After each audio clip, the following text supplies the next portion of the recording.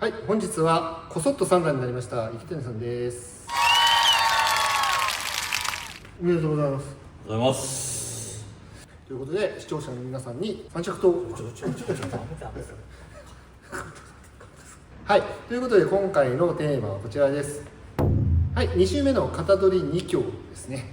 はい、これも、先生、応用するとすればということになると思うんですけれども、わあ難しいなこれ、はい、すみません、長くなるかもしれないまた。はい、そうですね。じゃあもうこれは取ってみないと分からない。すいません。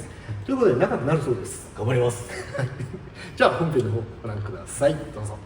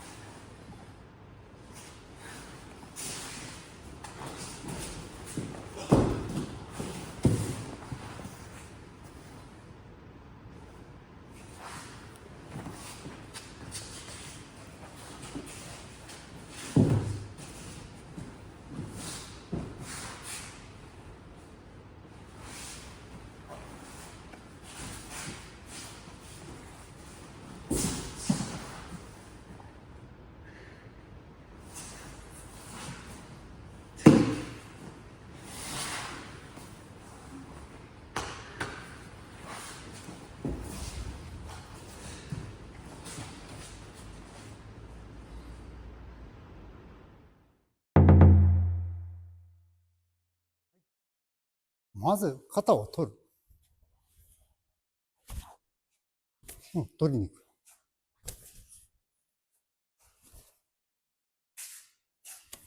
く。型を取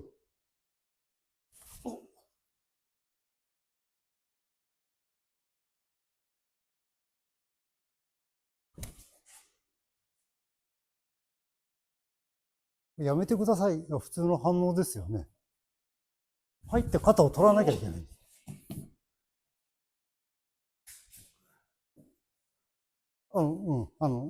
型取りに行きますね。普通の反応ですよね。肩力いっぱい持たれたらどうしましょうとか、力の強い人になんかどっか掴まれたらどうしましょうとか、そもそも論で掴まれちゃまずいっすよね。あるいは距離を取ること、っていう前提で、それをかいくぐって入って肩を取る。取って崩せるっていう、肩を取るという行為そのもの、全てに通じるんですけど、片手を取る。正面はもうありますけども、正面を打つんです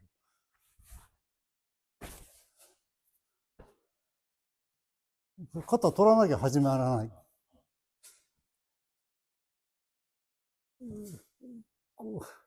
取れないですよね。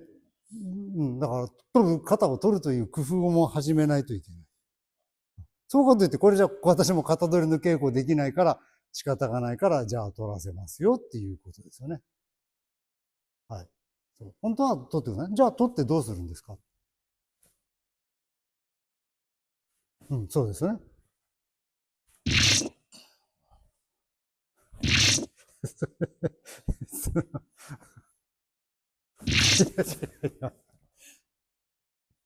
そう、例えばそうですよね。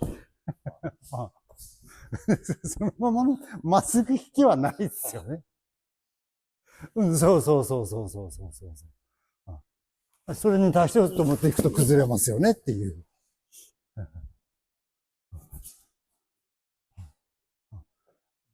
取らせますね。で、はい、あるいは。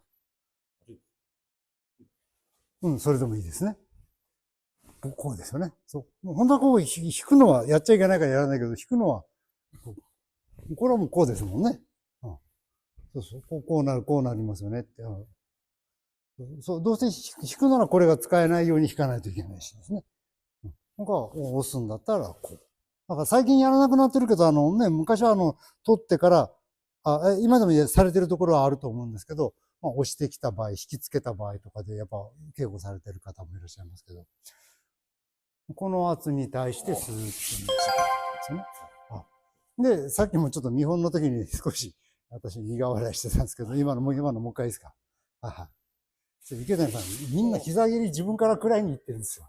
頭をこう差し出してるんで。それで終わっちゃう。もう一回こう。で、それをもらって、はい、こちらにリードした。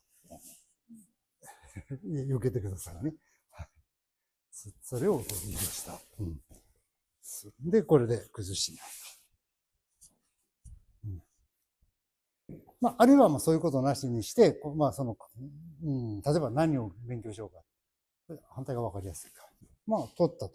向こうの手生かしてくださいね。ずっと向こうの手が死んでるけれど、止めてね。そう。いわゆる、こちらは怒り。さあ、当て身入れます。もたれました。当て身入れますよ。どう考えたって向こうが早い。なので、怒りも消さなきゃいけないし、はい。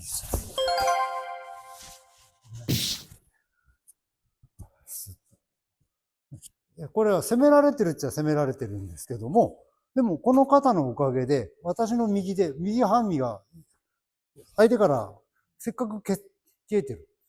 なのにこんなことした瞬間、なんでこの見えないところから、見えない腕が見えないところからいきなり現れますよ。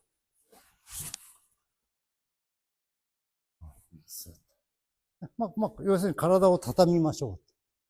この状態で体を畳んでいきますね。で、この状態で、ここでスッと入りますよ。ここでスッと崩しましたよ。で、崩すのも、まあ今、自動的に前側に崩れてくださってますけど、ここで前側に崩すのか、外側に崩すのかっていう崩し方も分かれてくる。大丈夫ですか？ですね。体さばきだけで持っていってもいいし、体さばきだけでは足りないときにはこの2点。こちらの使い方。こちらも、ここをえぐるように持っていくっていう方もいますね。ちょっと頑張って。押してもダメなんですよね。えぐるように。で、視点がずれながら、で、なおかつ持たれてるところも使うとこうなりますよ。そして、もう一回すいませんね。今やったみたいに、前に落としたいのか、後ろに落としたいのか。で、使い方も変わる。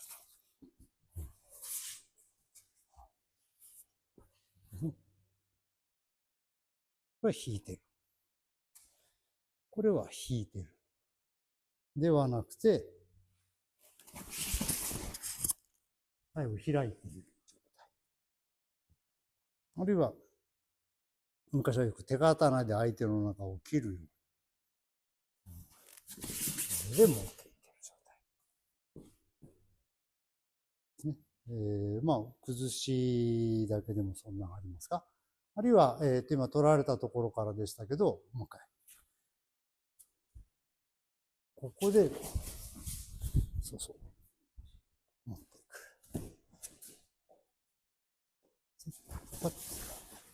く。そっちはまずい。これ、ほぼほぼ横面打ちと同じですから。なんかそんなコメントもいただいてたみたいですけども、この入りに行くときには、だから一緒、肩を取りに行くんだけど、これに対して、こう来てるから、だから回るんですよ。横面打ちと一緒。私の攻撃をさばいてくださいねって。ここ、スーッとそしてこう。ただ、4級でね、型取りと横面打ちと出てきますから、このさばきをすれば、横面のこのさばきと、型取りの流すようなさばきって一緒で処理することもできますですよね。というわけで、崩しを話し出すと本当に終わらないっていうか、いろいろあるし、受け身の反応にもよっていろいろあると。で、崩した後は表行くか裏に行くかまた別の問題なんですけど、ガーッとこう引き上げられた時に、ここに合わせますよっていうような、置かれているところでずっと押さえていかれる、関節でつながる、肩関節でロック。そうすると体幹に作用して、筋肉の走行に沿ってつく。ここの関節のちょっと隙間を作ってあげると、痛くなくて落ちてくれる